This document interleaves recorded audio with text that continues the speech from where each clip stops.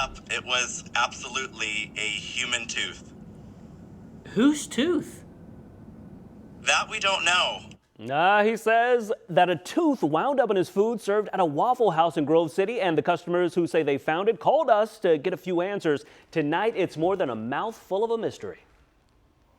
We put Mike McCarthy on the case instead of the Tooth Fairy. He's joining us in the studio to explain what happened and the response we are getting from Waffle House. Hey, the Tooth Fairy is very busy, so I'm here to help hopefully get some answers. Guys, look right here. This is the tooth right here in the center of this picture. It is very much at the center of this story. Late today, a dentist told me this thing might be a crown.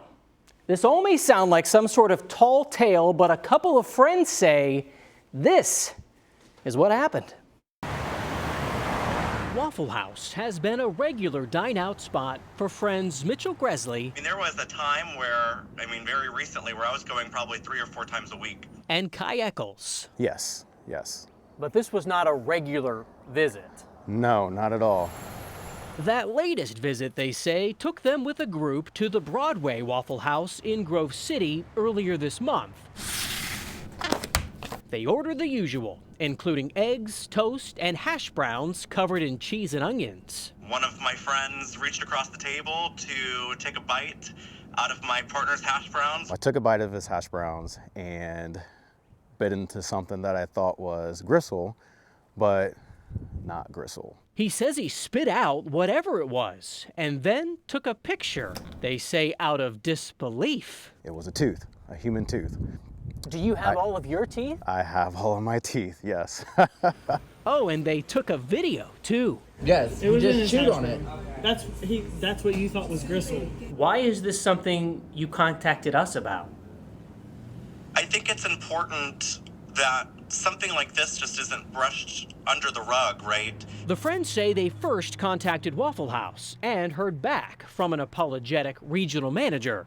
It was said that the region manager made sure that none of her staff was missing any teeth, and so if it wasn't from the restaurant, potentially could have came from the distribution center.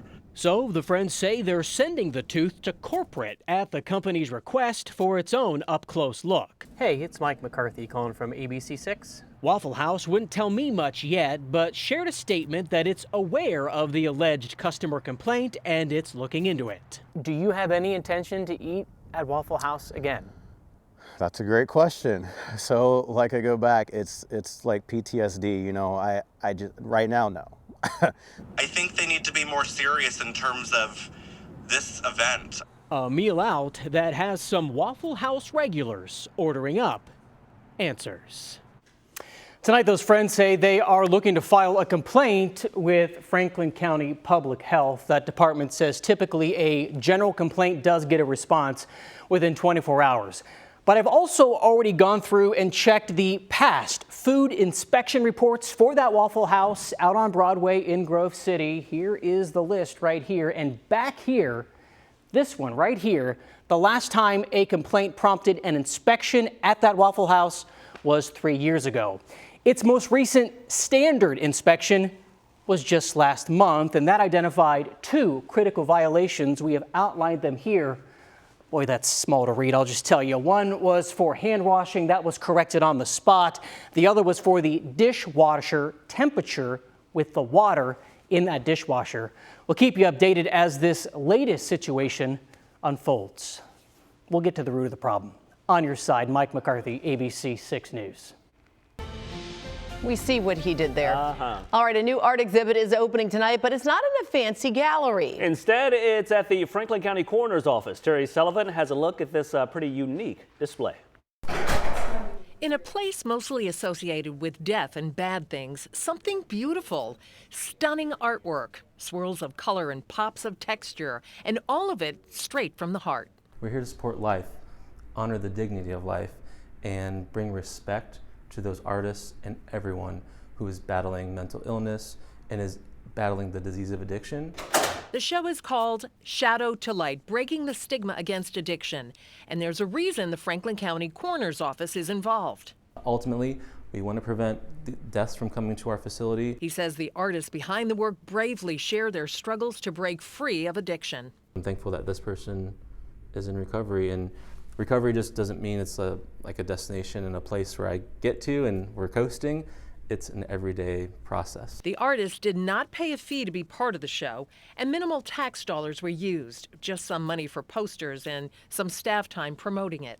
This painting really speaks to me and she even highlights her tokens that you get each month when you're in sobriety and in recovery. So some of these has her actual tokens on it, which has to be pretty, to put that up there, like that's such a huge, like I feel worthy, I'm valued, I'm making it. So I'm really proud of this person. Her tears are watering a garden. So through all that pain and struggle, she is creating space to plant something quite beautiful. If you're interested in seeing this fabulous show, it runs through August, but call first to make an appointment. On your side, I'm Terry Sullivan, ABC 6 News. Pretty stellar day outside. I saw a lot of people out running, playing with the dogs. I mean, it was busy outside. People wanted to be in the good weather. The temperatures were warmer today, and it gets even warmer the next several days. We're just going to have to pick and choose when we can get out there because we'll have to get out there between a few showers. Right now, some of that rain is getting a little closer to Columbus. Most of it is very light, but you may find some sprinkles on the windshield even during this evening commute. Heavier rain out here near Dayton, and we've been keeping an eye on Cincinnati. Still